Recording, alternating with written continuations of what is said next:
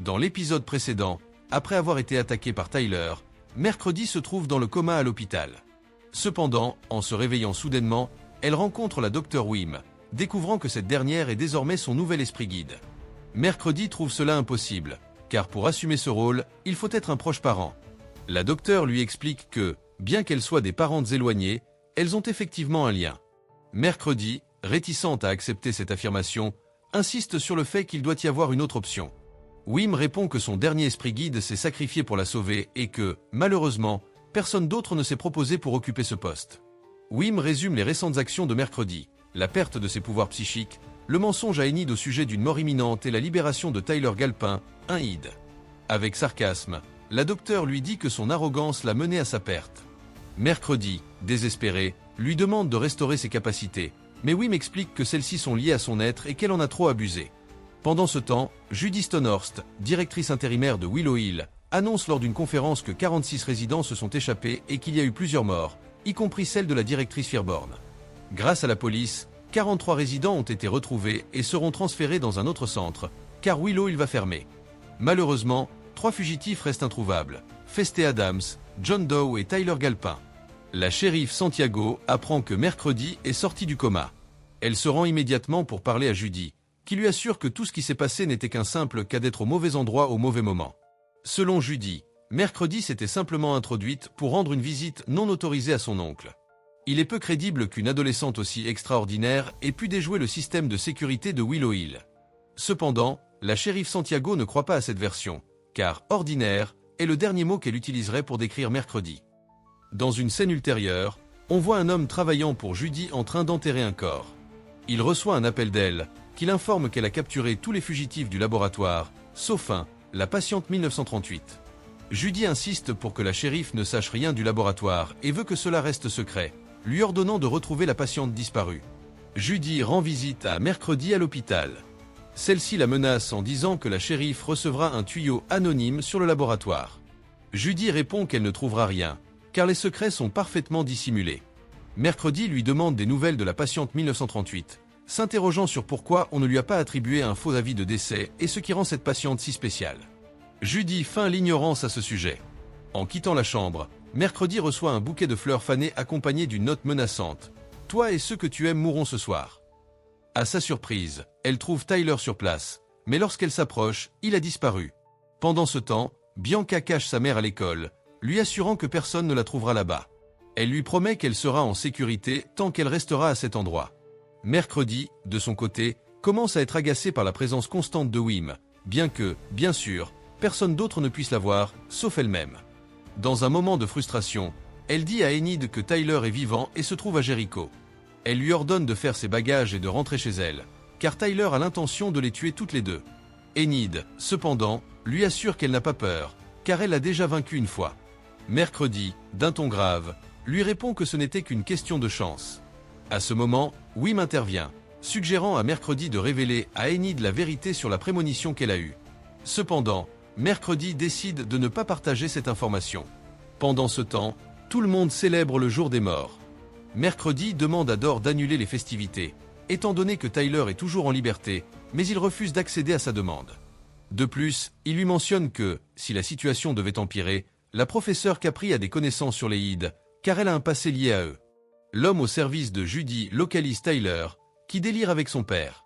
En un instant, Tyler se transforme rapidement en Id et tue l'homme de manière violente. Mercredi, consciente que la professeure Capri possède des connaissances sur les Ides, décide de se tourner vers elle pour obtenir des réponses. Elle sait que l'ex-petit ami de Capri était un Id et qu'il a été abattu après l'avoir attaqué. Elle lui demande ce qui a pu pousser son ex-petit ami à tenter de mettre fin à ses jours, mentionnant que Tyler est en route et qu'elle doit apprendre tout ce qu'elle peut sur les Ides. Capri lui révèle que la maîtresse de son ex-petit ami, Aide, était également amoureuse de lui et lui avait ordonné de tuer Capri. Cependant, l'ex-petit ami a fini par tuer accidentellement sa maîtresse, ce qui l'a conduit à la folie. Les Ides, en particulier les mâles, ne peuvent pas survivre sans maître, et la mort de leur maître les rend totalement incontrôlables. Avec cette nouvelle information, Mercredi envisage la possibilité de devenir la maîtresse de Tyler. Plus tard, Mercredi fouille parmi les affaires de Thornhill lorsque, soudain, Morticia entre dans la pièce et découvre que sa fille examine une formule de chimie organique parmi les notes de Thornhill. Elle soupçonne immédiatement que cela a un rapport avec Tyler. Mercredi, cependant, explique qu'elle doit être prête au cas où il reviendrait, mais Morticia, visiblement sceptique, ne la croit pas. Elle sait que la soif de vengeance de sa fille est puissante. Pendant ce temps, Enid, inquiète de savoir que Mercredi ne pourra pas vaincre un hit seul, a l'idée de rassembler les obscuristes. De leur côté, Pericle et Homero cherchent Slurp partout. Après plusieurs heures de recherche, Homero dit à Pericle qu'ils ont passé trop de temps sans le trouver et tente de le convaincre que Slurp a probablement trouvé des pâturages plus morts où se promener. Finalement, ils décident tous deux d'assister à une célébration du jour des morts dans l'espoir de poursuivre leurs recherches là-bas. De loin, Slurp observe Pericle et en le reconnaissant, décide de le suivre. Pendant ce temps, les officiers découvrent le corps de l'homme qui travaillait pour Judy. Après avoir examiné la scène, ils concluent que Tyler collabore avec le zombie. La sergente Santiago, convaincue que Tyler se dirige vers Nevermore, ordonne un renforcement de la surveillance autour de l'institution. Au même moment, la patiente 1938 entend la nouvelle à la radio et décide également de se rendre à Nevermore. Mercredi continue de s'immerger dans l'étude des notes de Thornhill. Son objectif est de libérer Tyler avant qu'il ne mette à exécution sa menace de tuer Enid cette nuit-là. À ce moment, Agnès apparaît. La fanatique révèle à Mercredi qu'elle lui a rendu visite tous les jours à l'hôpital. D'un ton inquiétant, Agnès confesse qu'en l'absence de tout le monde, elle tressait les cheveux de Mercredi et essayait ses vêtements. Agnès informe également Mercredi que les obscuristes se réuniront pour planifier quelque chose d'important. Enid a convoqué les obscuristes et leur explique que Tyler veut la tuer, ce qui provoque une alarme générale. Mercredi arrive à la réunion et fait comprendre à Enid qu'elle ne cédera pas. Elle annonce que Tyler attaquera ce soir-là pendant la procession du souvenir, mais qu'elle a un plan pour le contrôler. Mercredi commence à préparer l'infusion de Thornhill lorsque Wim insinue que ce qu'elle ressent pour Tyler pourrait être de l'amour, et non de la haine. Pendant ce temps, Slurp arrive à la célébration du jour des morts et commence à attaquer. La nouvelle parvient aux officiers, qui se rendent rapidement sur place. Pericle trouve enfin Slurp, qui, désormais beaucoup plus humain, lui dit que Pericle lui a donné une seconde chance et qu'il ne veut pas la gâcher. Il le supplie de le laisser partir, et Pericle, compatissant, le laisse s'en aller. De retour auprès des officiers, Pericle leur dit qu'il n'a trouvé personne, bien que Homero voit Slurp quitter les lieux sans que Pericle ne le confirme. De son côté, la patiente 1938 rencontre Morticia, et c'est à ce moment que nous découvrons que son vrai nom est Françoise, la mère de Tyler. Françoise révèle qu'elle était retenue captive à Willow Hill et que c'est Mercredi qui l'a libérée. Pendant ce temps, Do informe Mercredi que Tyler est déjà sur place. Tyler poursuit Enid, et tous tendent un piège pour le forcer à se transformer en Id. À cet instant, Mercredi profite de l'occasion pour l'injecter, mais son plan échoue. Tyler l'attaque, et dans le chaos, Françoise, désormais transformée en Id, apparaît et emporte Tyler. Mercredi, stupéfaite, découvre que Françoise est la mère de Tyler. Morticia révèle qu'elle avait conclu un accord avec elle. Elle lui avait promis de contrôler Tyler, et une fois cela fait, de quitter Jericho pour toujours. Cependant, Mercredi doute de la sincérité de cette promesse. Plus tard, Homero rencontre Morticia et lui annonce que Slurp est en réalité Isaac. Morticia lui révèle que Françoise est toujours en vie, alors qu'il la croyait tous deux morte. Pendant ce temps, Mercredi continue de lutter pour protéger Enid, bien qu'elle se sente piégée, car ses recherches sont bloquées et le temps semble lui échapper. Ensuite, nous voyons Mercredi heureuse, se maquillant le visage avec enthousiasme. Elle enfile des bottines et des vêtements colorés, très excitée. Tous ses camarades l'observent avec étonnement face à cette nouvelle attitude. Mais 16h36 plus tôt, Mercredi avait parlé à la police et au directeur de Nevermore, disant qu'elle avait averti au sujet de Tyler. De plus, un second monstre avait interrompu son plan, qui fonctionnait comme une horloge suisse. Et elle sait de qui il s'agit, Françoise Galpin, la mère de Tyler. Elle était censée être morte il y a 15 ans, mais Mercredi a découvert qu'Augustus Tonhurst avait simulé sa mort, car il expérimentait sur elle et d'autres dans les sous-sols de Willow Hill. De plus, sa fille Judy était au courant de tout, mais gardait le secret. Par précaution, le directeur Barry décide d'instaurer un couvre-feu. Ensuite, son esprit guide, Larissa, croise Mercredi et la félicite d'avoir libéré les deux Ides, tout en lui précisant que sa vision reste intacte. Enid mourra, et Mercredi en sera toujours responsable. Son guide lui dit que son manque d'empathie fait d'elle un maillon faible et lui conseille de laisser Tyler et Françoise aux autorités, car elle doit maintenant se concentrer sur la résolution de ses problèmes avec sa mère. Ensuite, le professeur Orloff lui parle du frère de Françoise, Isaac, qui était un Da Vinci exceptionnel. Il avait conçu un système vital pour lui-même, mais les autres ne l'intéressaient pas. Un jour, son laboratoire a explosé. On n'a jamais retrouvé son corps, mais on raconte qu'il a été enterré sous l'arbre du crâne. Mercredi va immédiatement interroger Pericle au sujet de son zombie, car elle sait qu'il s'agit d'Isaac. Pericle lui répond que le zombie ne reviendra pas, car il l'a laissé partir. Cependant, il a laissé tomber quelque chose en s'en allant, une photo datée de 1938, ce qui laisse entendre qu'il cherche sa sœur. De son côté, Tyler est visité par sa mère, qui lui assure qu'elle le garde dans un endroit surconstruit par son père. Mais Tyler se sent mal, car il remarque qu'il est attaché, sa mère l'ayant ligoté parce qu'il a libéré son petit de la veille, ce qui arrive lorsqu'il n'a pas de maître. C'est pourquoi sa mère deviendra son maître. Pendant ce temps, la professeure Capri rend visite à Enid, car elle a vu se transformer en loup-garou après l'incident avec le Hyde, sans qu'il y ait eu de pleine lune. Cela signifie qu'elle pourrait être une alpha. Enid s'inquiète, car les alphas finissent toujours seuls, bien qu'il reste à découvrir si elle est vraiment une louve alpha. Ensuite, nous voyons Mercredi et sa grand-mère s'entraîner au tir. Pendant ce temps, Mercredi montre à sa grand-mère la photo du zombie que son frère lui a donnée.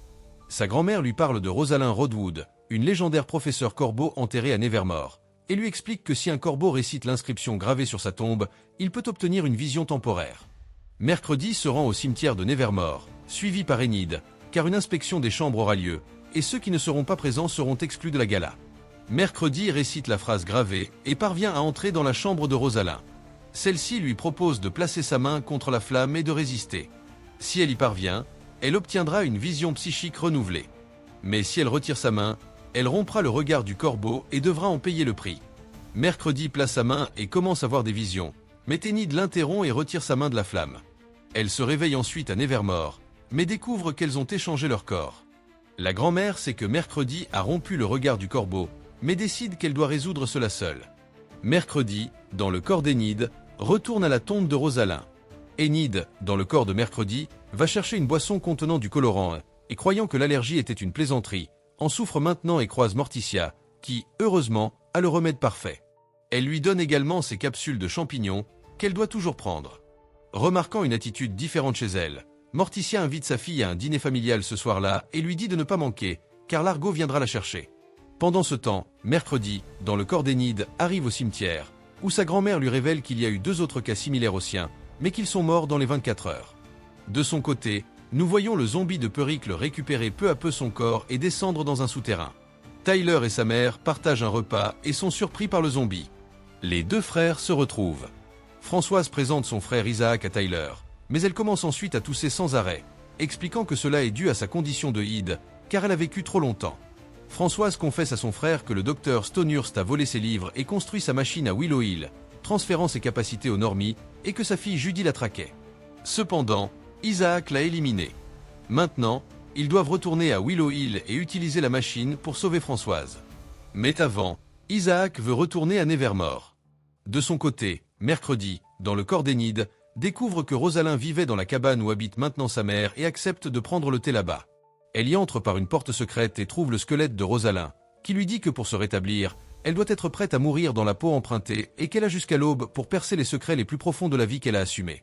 Mais à ce moment, Morticia la découvre et la fait sortir. De retour à Nevermore, Enid, dans le corps de Mercredi, commence à lire le roman écrit par Mercredi, où le personnage inspiré d'Enid prononce des paroles funestes et la traite de « diable ».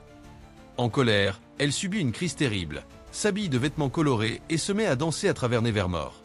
Mais la véritable Mercredi observe tout cela. Mercredi, dans le corps d'Enid, confronte Bruno, car elle a entendu parler en philippin. Comme elle maîtrise la langue, elle découvre qu'il trompe Enid et met fin à leur relation immédiatement. Mais Agnès a tout entendu. Aussitôt, Agnès entre dans la chambre de Mercredi et trouve Enid dans le corps de Mercredi. Elle lui dit qu'elle est inquiète de tout ce qui s'est passé récemment, comme son comportement dansant, et qu'elle a maintenant un téléphone. Enid, dans le corps de Mercredi, répond que tout va bien, mais Agnès insiste sur le fait qu'elle agit bizarrement et que son obsession à sauver Enid de la mort l'a rendue folle. Cependant, personne ne la blâme, car Enid est une idiote. Enid, dans le corps de Mercredi, s'énerve et lui crie qu'elle souhaite qu'elle reste invisible pour toujours.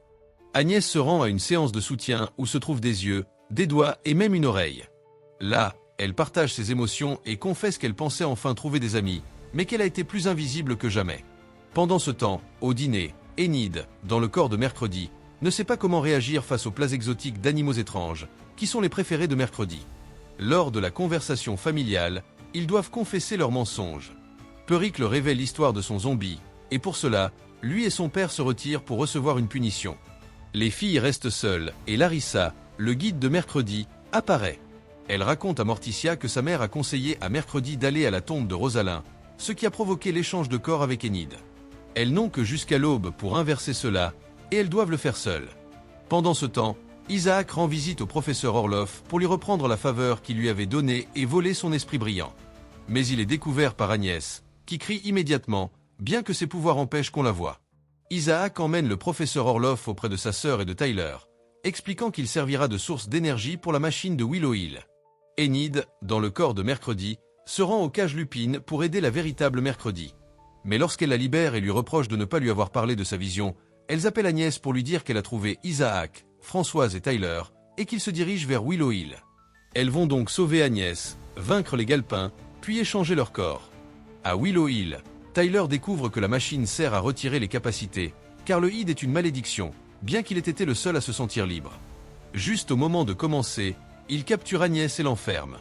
Mais les filles arrivent, libèrent Agnès, et Mercredi, toujours dans le corps d'Enid, commence à se transformer en louve, car elle ne parvient pas à se calmer.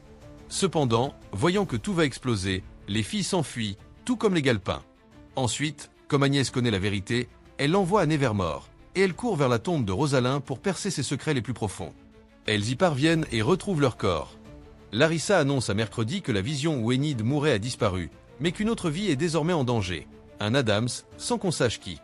Il y a 15 ans, dans un bar appelé Tiki Tells, Barrydor discute avec le barman, Arnold Dint, en vantant son travail dans certains programmes et en lui proposant de le rejoindre pour un mouvement qu'il planifie, appelé Melodia Diurna. Arnold accepte le marché. Dans le présent, Dor lit le journal et se rend compte que Arnold a été vu, qualifié de leader d'une secte. Dor trouve Bianca avec Gabrielle, sa mère, et les confronte pour vivre dans cet endroit. Bianca lui demande s'il fait également partie de Melodia Diurna, et Dor l'interrompt en disant qu'il est Melodia Diurna et qu'il est temps pour elle de reprendre le travail. Mercredi et Enid discutent dans un couloir lorsqu'Agnès apparaît, disant à Enid que c'était une belle tentative de lui dire de rester invisible. Enid répond qu'elle ne regrette rien, mais qu'Agnès devrait être reconnaissante qu'elle ait sauvé malgré la prémonition de sa mort. Agnès réplique que cela ne s'est pas encore produit et que c'est la pire prémonition.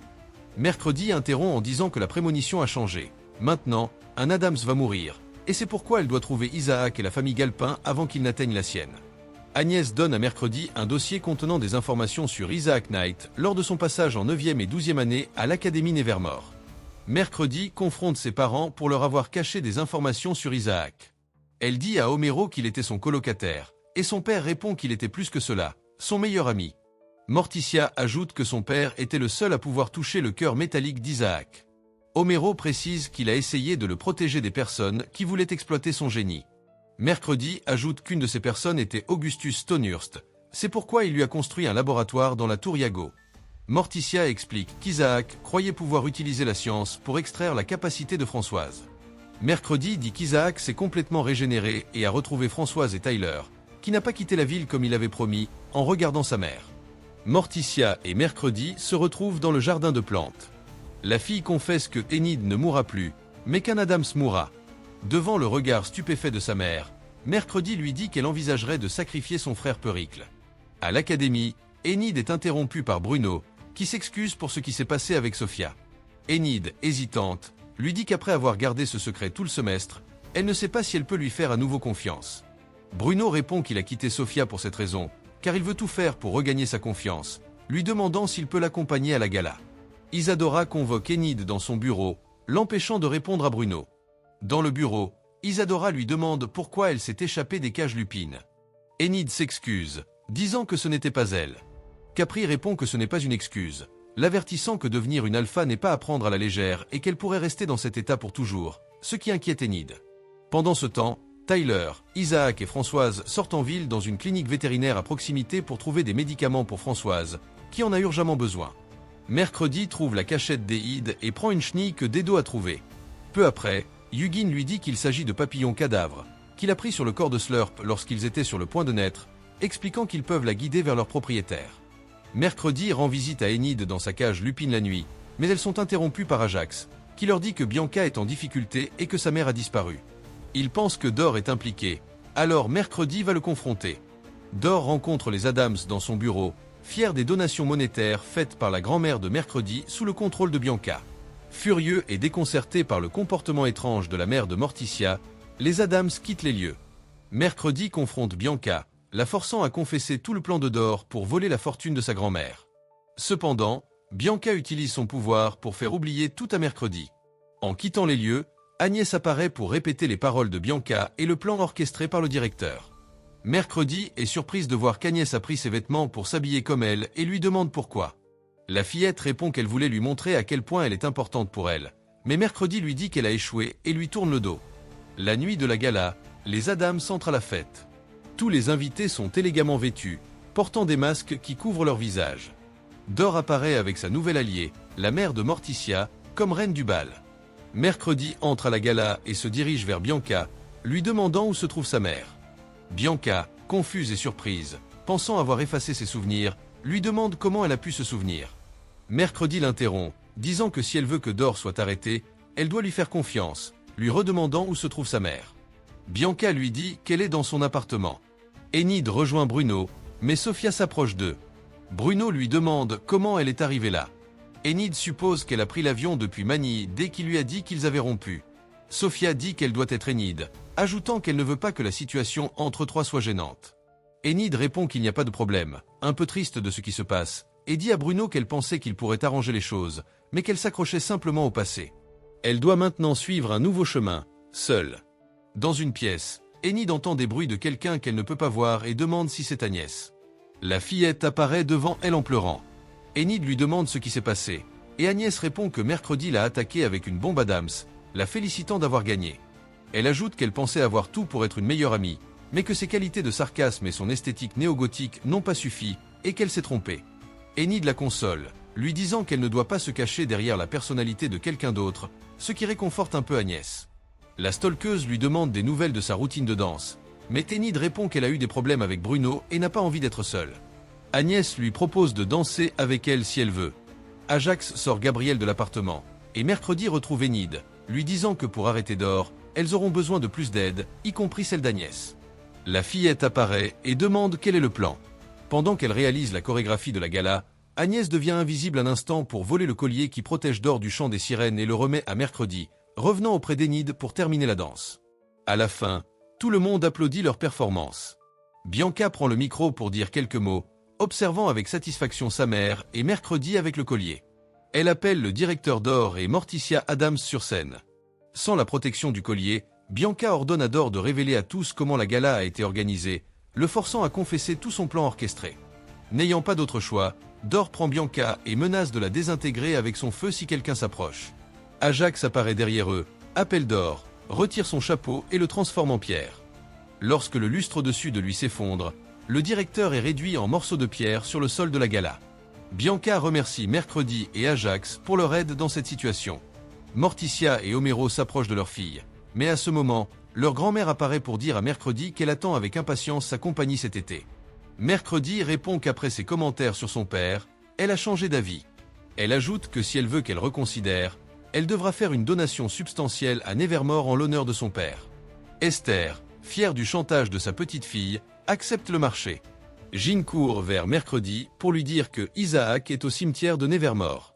Morticia, remarquant l'absence de Pericle, demande où il est. Son fils, qui se trouve au cimetière, rencontre Isaac, qui lui dit qu'il doit lui demander une faveur, puis l'endort et l'enlève.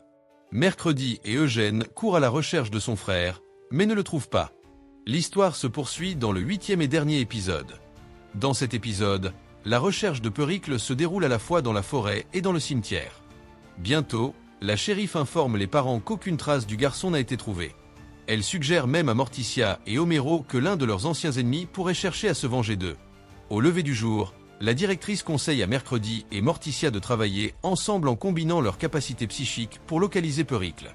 Cependant, Mercredi explique qu'elle ne peut pas, pour le moment, recourir à ses pouvoirs. Face à cette situation, la directrice propose de faire appel à l'autre corbeau de la famille, la grand-mère de Mercredi.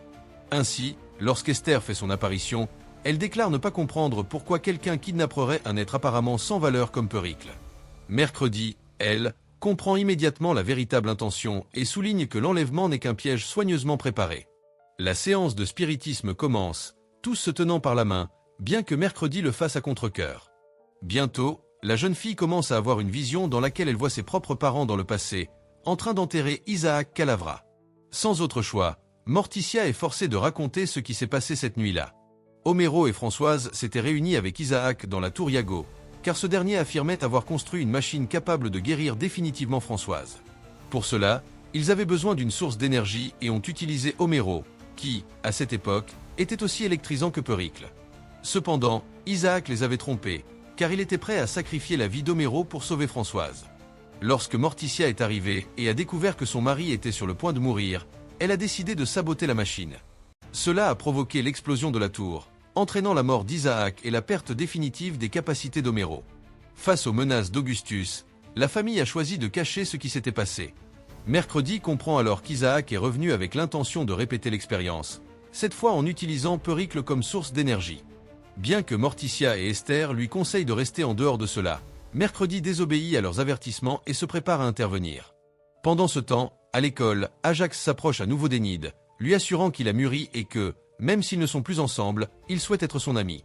Elle accepte sa proposition, et leur amitié est rétablie. Peu après, Agnès arrive avec une liste de prétendants potentiels pour Enid, lui proposant d'espionner pour découvrir leurs secrets. Dans une cabane isolée, Isaac promet à Françoise que, quoi qu'il arrive, il tiendra sa parole. À cet instant, Tyler arrive, informant qu'il a laissé de fausses pistes à plusieurs kilomètres pour tromper ceux qui les recherchent. De retour à l'école, Agnès fait ses adieux lorsque son père vient la chercher.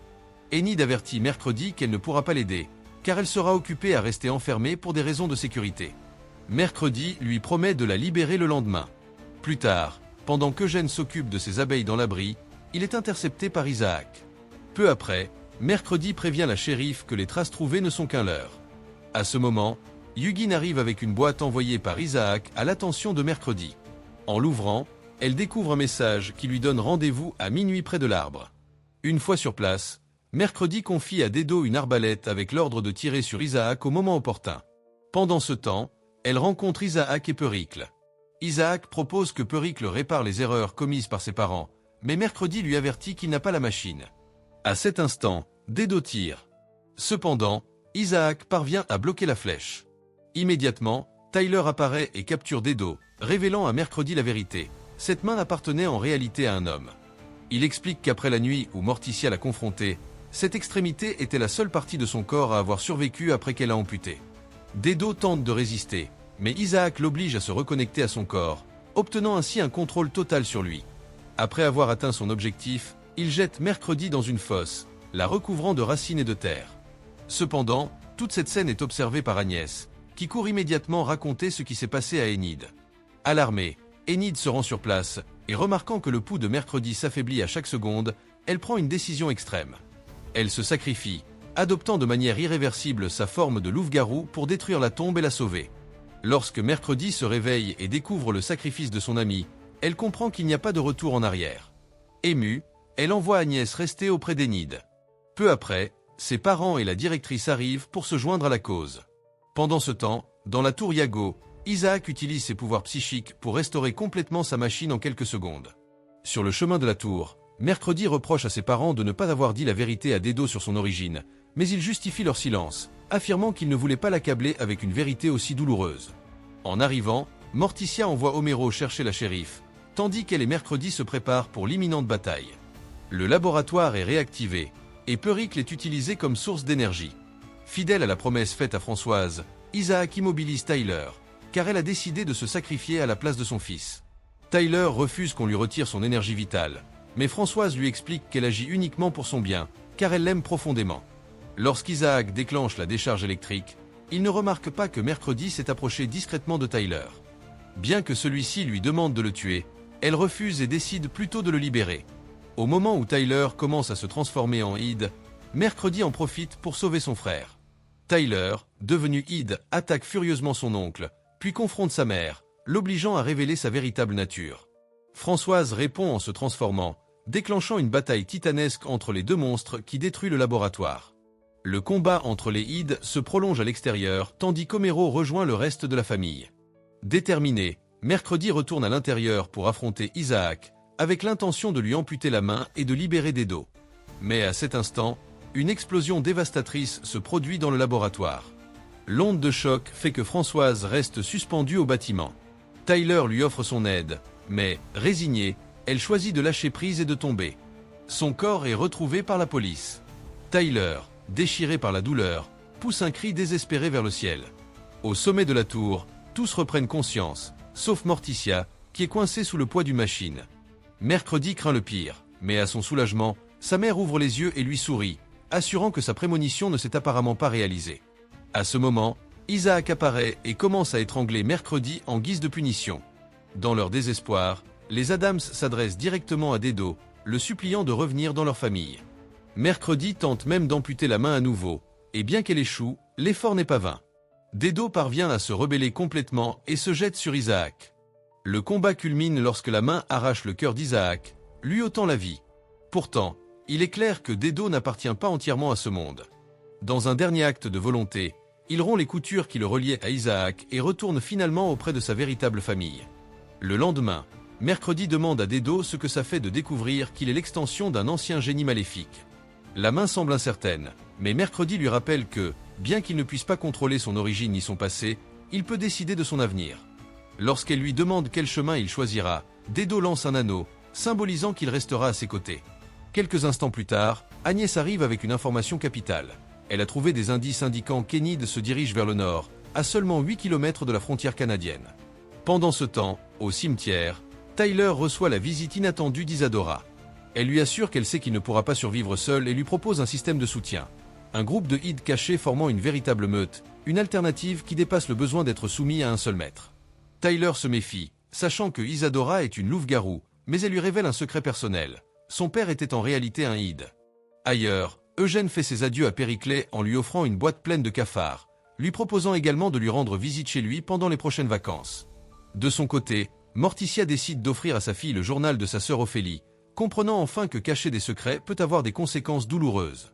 Peu après, la directrice informe Mercredi qu'en restaurant son lien familial, elle a également retrouvé ses pouvoirs psychiques. Après avoir remercié la famille Addams pour avoir maintenu son esprit en vie, la directrice prend congé avec solennité. Quelques instants plus tard, à la surprise de ses parents, Mercredi leur annonce qu'elle ne rentrera pas encore chez elle. Au lieu de cela, elle rejoint son oncle pour commencer la recherche d'Enid, tout en feuilletant le journal de sa tante. Elle a une nouvelle vision dans laquelle elle voit Enid vivante. Au même moment, Esther s'enfonce dans des catacombes où sa fille est retenue captive. Là, la jeune femme, dans un état perturbant, peint sur les murs une unique et sinistre requête, tuer Mercredi. C'est ainsi que la saison 2 se termine. En attendant la saison 3, veuillez vous abonner à notre chaîne YouTube.